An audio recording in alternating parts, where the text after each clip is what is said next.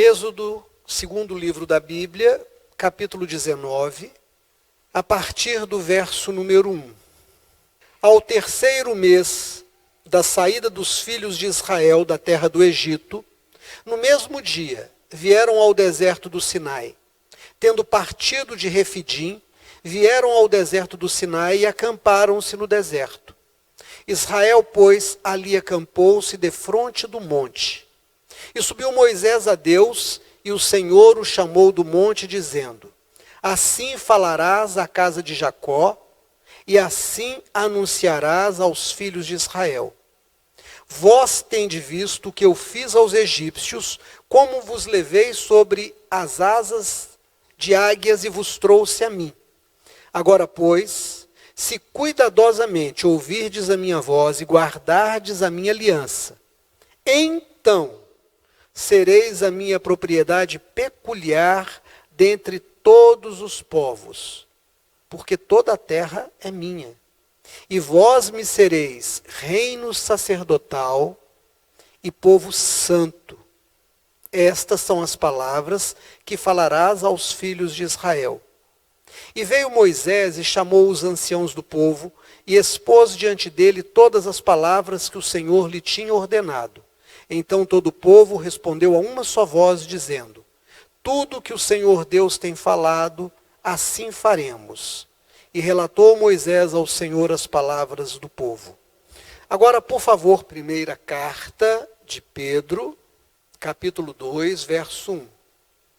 Deixando, pois, toda malícia e todo engano, e fingimentos, e invejas, e todas as murmurações, desejai afetuosamente como meninos novamente nascidos, o leite racional, não falsificado, para que por ele vades crescendo.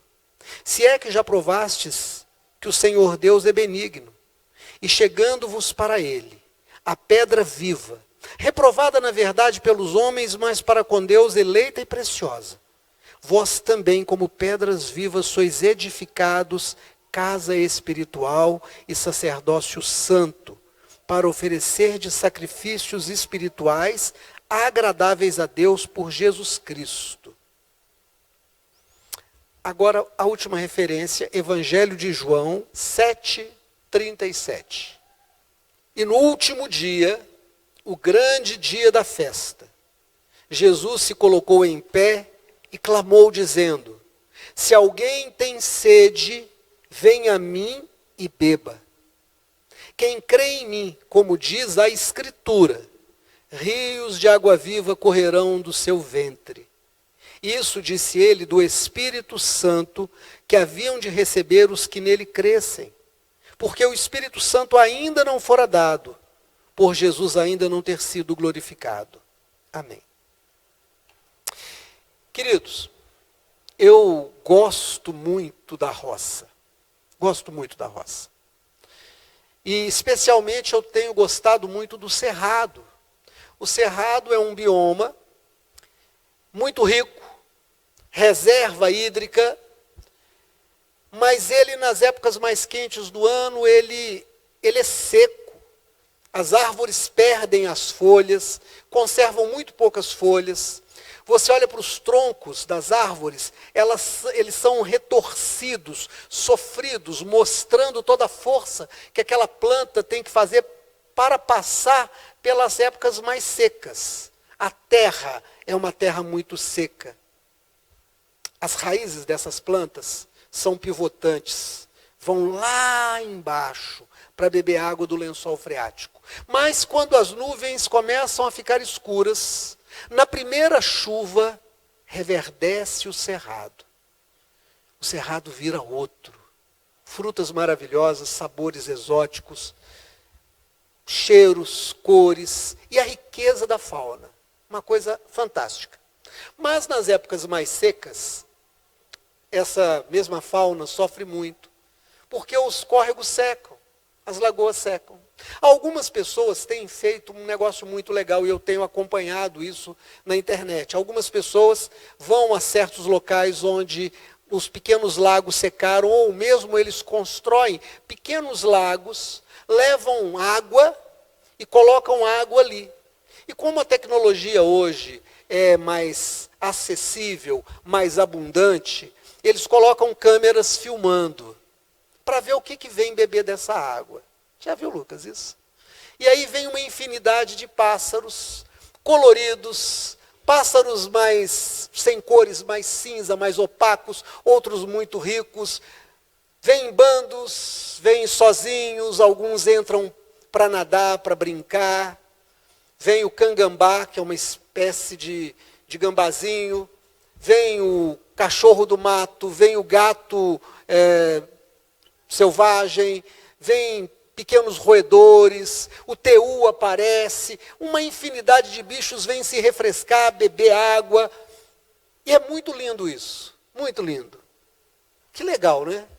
Uma poça d'água, um pequeno reservatório de água, e vem uma infinidade de bichos e de aves e de répteis. É muito bonito de se ver, é muito legal de se ver. Mas dá para a gente ficar pensando no que nós lemos na Bíblia hoje. Nós lemos na Bíblia hoje que Jesus, no último dia da festa, a festa mais importante de Israel, a festa de tabernáculos, que era uma festa que durava alguns dias, eles tinham que sair das suas casas, tinham que fazer cabanas, e durante aqueles 7 dias eles não podiam voltar para casa. Eles traziam algumas vasilhas com água, algumas vasilhas com comida, e eles tinham que comer e beber daquilo que eles traziam. Se a água acabasse, eles não podiam voltar em casa para buscar, eles não podiam ir nos poços para buscar. Se a água acabasse, ou alguém dava ou ficava com sede. Mas normalmente não tinha alguém muito disposto a dar, porque dessas pessoas também já tinha acabado ou estava acabando. Então, no último dia da festa de tabernáculos, Jesus sobe até a festa, e no dia em que está todo mundo com muita sede e ninguém tem água para dividir, Jesus se levanta, está escrito no verso 37, e no último dia, o grande dia da festa, Jesus se colocou de pé e disse: quem tem sede? Todo mundo parou. Todo mundo estava com sede, as vasilhas estavam secas. Todo mundo com muita sede, alguém tem água. Jesus diz: quem tem sede? As pessoas começaram a se juntar. E Jesus diz: quem tem sede, venha a mim e beba. E as pessoas vieram e estavam procurando água. Ele disse: quem ouvir a minha palavra e crer nela, beberá dessa água, porque a palavra que eu vos dou é a água viva, é a que mata a sede. E algo incrível vai acontecer. Quem beber da água que eu estou dando, essa água se fará nessa pessoa uma fonte de água, e ela também vai dar água para os outros. E aí João, o evangelista, explica para nós que Jesus fez uma metáfora, essa água viva. Na verdade, ele dizia do Espírito Santo, o Espírito de Deus, que ele daria àqueles que crescem. E aí João diz, porque até aquele momento, o Espírito Santo não havia sido derramado ainda sobre as pessoas. Ele estava no mundo, ele vinha no mundo, mas ele não estava em todas as pessoas. Olha que coisa interessante. Jesus diz assim: vocês têm sede. Não apenas a sede da água, H2O. Vocês têm sede de serem amados. Vocês têm sede de serem cuidados. Vocês têm sede de serem consolados. Sabe, irmãos, às vezes a gente acha que não precisa ser consolado. Está tudo bem, eu tenho saúde, eu tenho amor, eu tenho dinheiro, eu estou indo bem. Mas um dia você descobre que você já não é mais tão interessante para as pessoas. Você descobre que a sua saúde não está tão boa como você pensou. Você percebe que mesmo tendo dinheiro, o dinheiro não pode comprar as coisas que realmente são importantes. E aí vem uma angústia, vem uma agonia. A área da psiquiatria, da psicologia, da psicanálise conhece isso muito bem.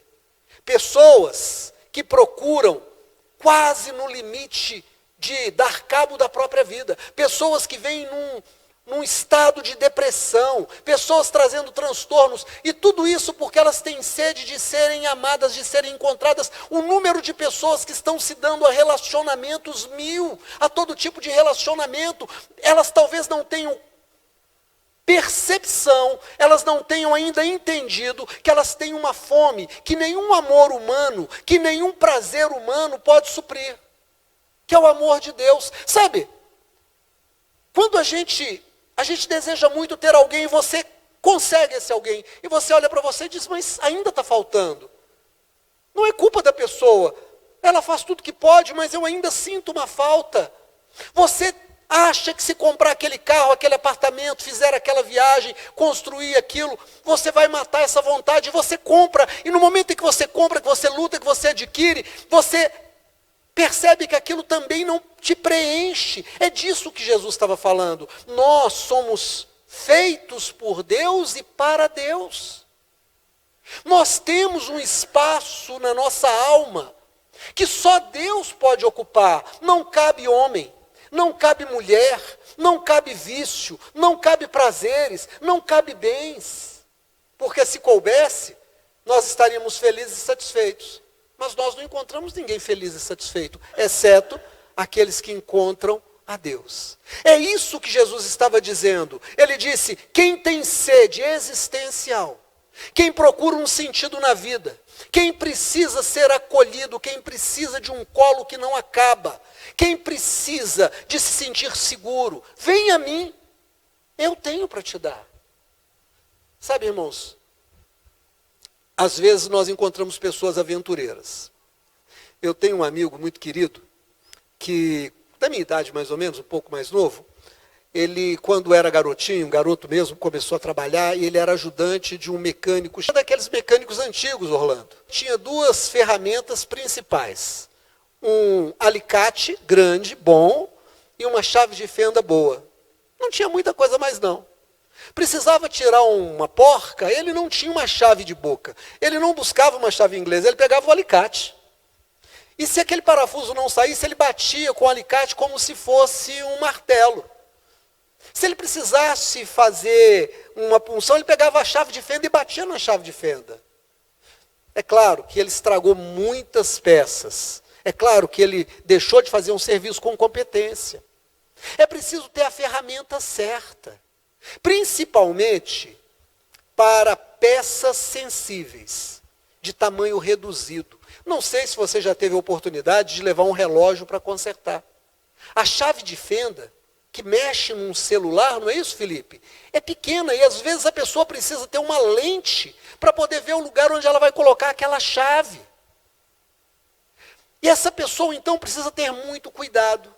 Sabe, nós temos hoje muita gente querendo dizer para você que você vai resolver o seu problema com dinheiro, que você vai resolver o seu problema com prazer, que você vai receber uma revelação e vai crescer na vida, e aí você vai estar satisfeito. E quando você entra por esse caminho, acontece como os donos daqueles Fuscas antigos, que chegavam lá e o que dizia, infelizmente quebrou a peça estava já trincada. Não estava trincada, ele bateu nela. Ele não usou a ferramenta adequada. E aí você começa a ficar machucado pelas pessoas, você começa a ficar machucado pela vida. Sabe, nós nos casamos, nós nos apaixonamos. Apaixonar é da natureza humana.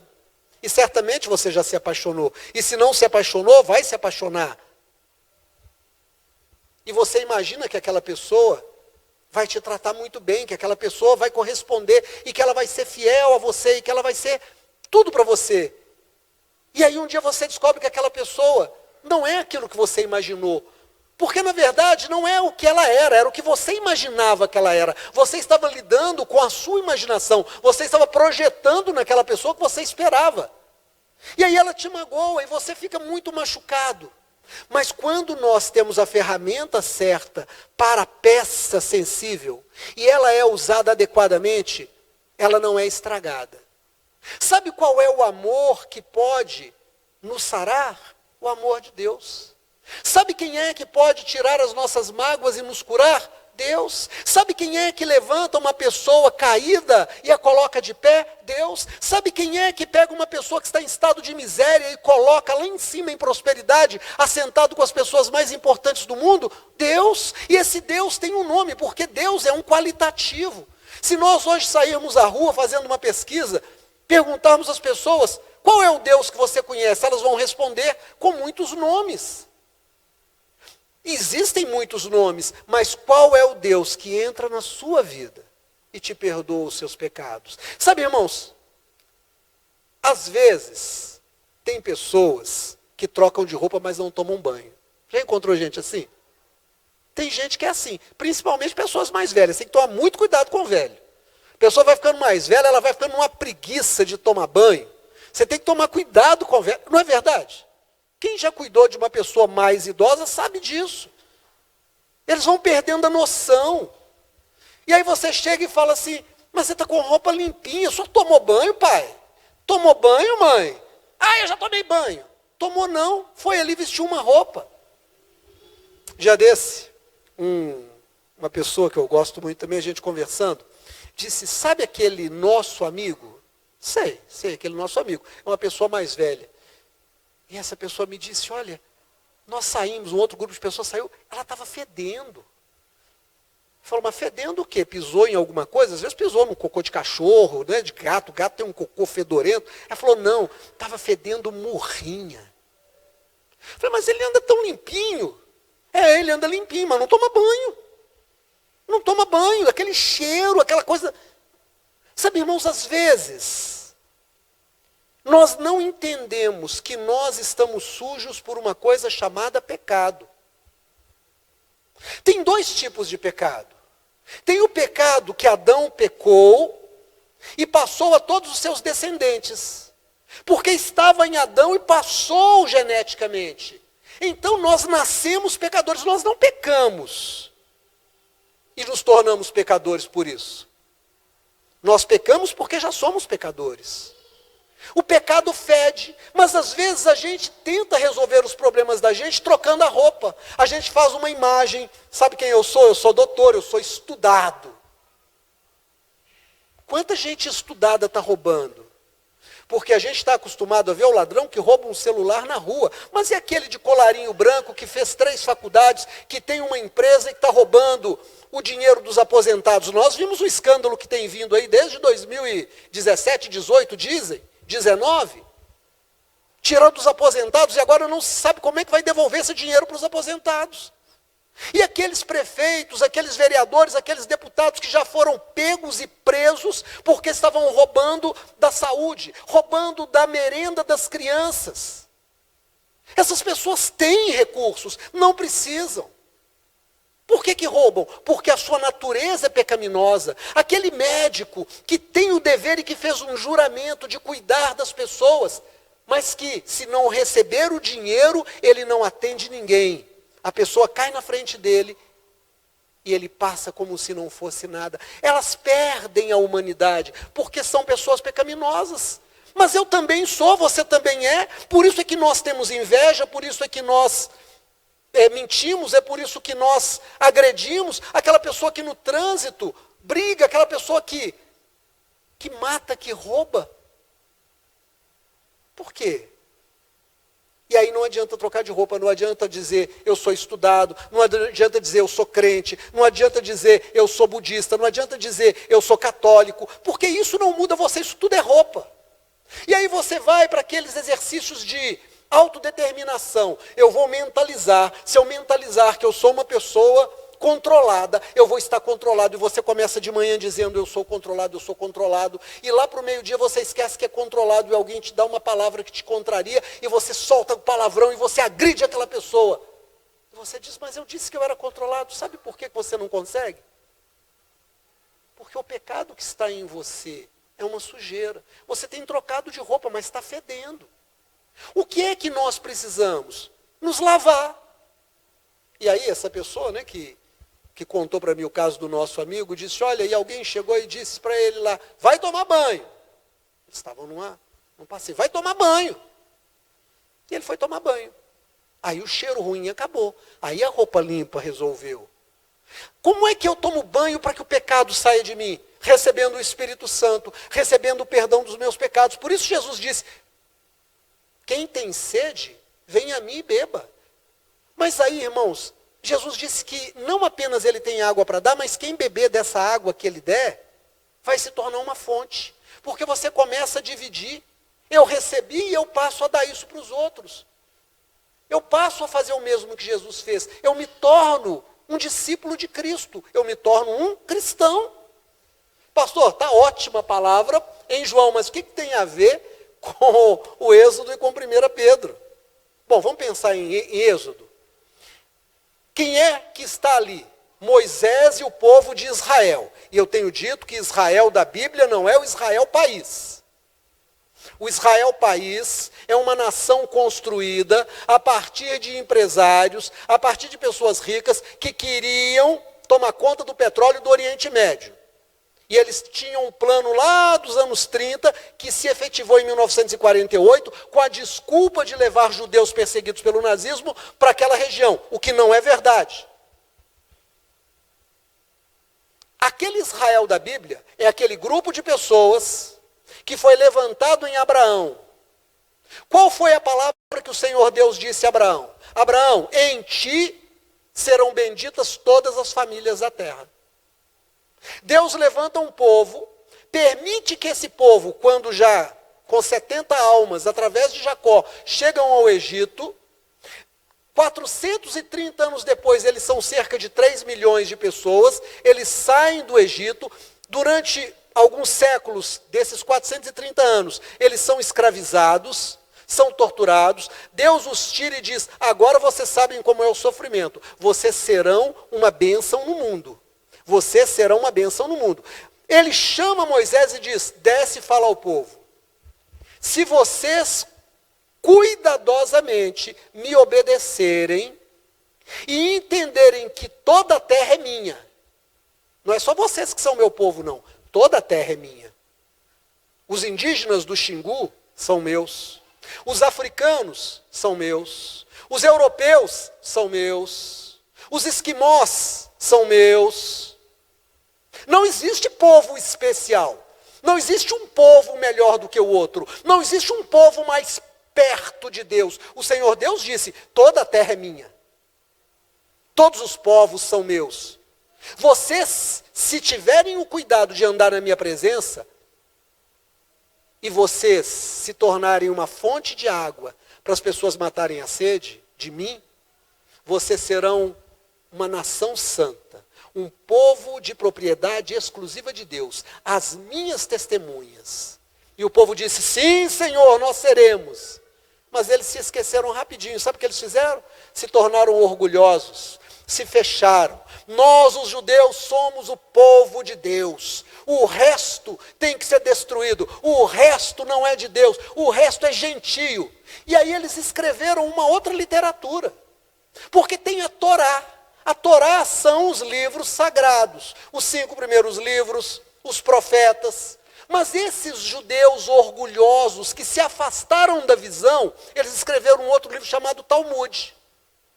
No Talmud eles começaram a colocar mandamentos de homens. Jesus mesmo disse, vocês ensinam ensinamentos de homens. Quando Jesus está reunido, os fariseus chegam e dizem para Jesus assim, os teus discípulos não lavam as mãos como a lei manda. Que lei? A lei do Talmud. Jesus disse, olha, o que contamina o homem não é o que entra pela boca dele, não. É o que sai pela boca dele. Porque a boca fala do que está cheio o coração. Jesus não estava dizendo que a gente não tem que ser higiênico, viu, Lulu? A gente tem que lavar a mão, a gente tem que tomar cuidado com o que come. Ele estava dizendo para a gente tomar cuidado com o nosso coração. Não ache que você é melhor do que os outros. Não ache que você é melhor do que um cigano.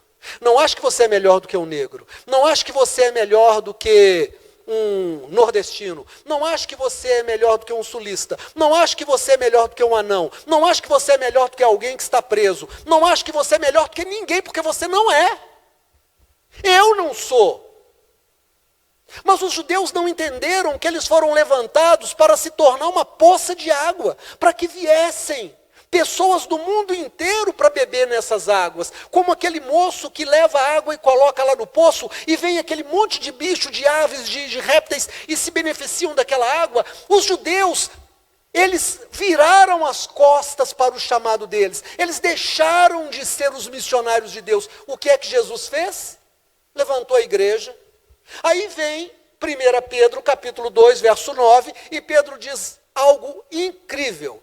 Ele diz assim: vocês, a igreja, vocês são a nação santa, o povo escolhido. O mesmo que Deus tinha dito lá no capítulo 19 do livro de Êxodo, Pedro escreve no capítulo 2, de 1 a 10. Ele diz: vós sois a nação santa, o povo escolhido por Deus para ser a água desse mundo. Olha aqui para mim, em nome de Jesus. Você acha que você veio nesse mundo para ganhar dinheiro? Se esse fosse o objetivo, meu irmão, quando você ganhasse um determinado valor, parava. Mas os avarentos não têm limite. Você acha que você está aqui nesse mundo para dormir com todo mundo? Para namorar todo mundo? Você acha que está aqui nesse mundo para ser mais forte, fazer academia, ganhar aquele braço, virar um sorvetão, perna fininha, quadril no meio e aquela coisa enorme? Já viu esse pessoal andando? Pessoal toma Viagra, que é um vasodilatador, eles tomam de 5 ml para poder ficar com as veias do braço grossas. Porque é um vasodilatador, aquilo dilata as veias. O cara tem coragem de tomar remédio de cavalo para poder ficar com um braço forte, parecer um cara grande. Vocês sabem da história, alguns conheceram o Hélito, o irmão Hélito, que esteve conosco aqui muito tempo, depois fiz o casamento dele, depois mudou para o Espírito Santo, acho que voltou para Belo Horizonte há uns anos atrás, não sei. O Hélito tomou remédio de cavalo para ficar forte na academia. O dia que me falaram para ir lá visitá-lo, que eu não conhecia, ele parecia um incrível Hulk, era verde. O fígado dele tinha parado de funcionar. E eu disse: você lembra dele, né, Sandra? E eu disse para ele: olha, eu não sei se Jesus vai te curar, eu posso pedir, eu sei que ele tem poder para fazer isso. Você quer receber Jesus como seu Salvador? E ele disse: quero. E eu orei por ele, falei: agora eu vou te batizar. Joguei um copo d'água na cabeça dele com uma toalha, batizei na cama, porque ele ia fazer um transplante de fígado daí uns 5 dias, no Hospital das Clínicas. Nesses 5 dias, aquele fígado que já estava podre, Jesus restaurou o rim dele, o fígado dele. Aquela cor verde passou. E ele foi sarado pelo poder do nome de Jesus. Quis Jesus. Por que as pessoas arriscam a saúde? Por que as pessoas fazem isso? Elas colocam a esperança naquilo que não pode limpar a sua alma, naquilo que não lhes pode dar prazer de verdade. Porque o verdadeiro prazer é ser filho de Deus, é fazer a obra de Deus. Você foi nascido como um projeto muito especial de Deus. Você não está aqui por acaso. Você está nesse mundo porque Jesus te amou. Cada fio do seu cabelo, do seu corpo, Ele escolheu onde está, com que cor. A cor dos seus olhos, a sua estatura, a família que você nasceu. Não interessa como aconteceu de você nascer. Deus teve um plano e tem um plano na sua vida. Você é chamado para ser uma bênção. O que o Senhor Jesus, lá na pessoa de Jeová, no Velho Testamento, falou para Abraão? Sê tu uma bênção. Sê tu uma bênção. Em ti serão benditas todas as famílias da terra. E aí vem Jesus e diz assim: quem tem sede de Deus, vem a mim e beba, porque eu posso te apresentar o Deus verdadeiro. Mas quando você beber dessa água, você vai virar uma fonte. Sabe o que ele está dizendo? Kênia, Pablo, irmão Albertino, Ademir, pastor Zé, ele está falando assim: vocês vão ser pequenas lagoas, que eu vou encher de água, e vou colocar nos lugares mais secos, para que aquelas pessoas que estão rastejando, que estão perdidas, possam vir e beber da minha água e matar a sede. É por isso, irmão Albertino, que o senhor vai lá para o presídio. O senhor e os irmãos que tem ido lá são pequenas lagoas que Jesus coloca lá dentro do Ceresp. Quando nós vamos levar o nosso café da manhã para os nossos irmãos, ali na Tupis com Rio Grande do Sul, nós somos pequenas lagoas. Quando você tira uma oferta para que alguém possa comer, mas também possa receber uma oração, possa ser abençoado. Você é uma pequena lagoa. Deixa Deus te usar. Entrega a sua vida ao Senhor. Pede perdão dos teus pecados e começa uma vida nova. Toma banho nessas águas e veste uma roupa nova, porque Ele tem para te dar. Amém? Em nome de Jesus. Vamos ficar de pé?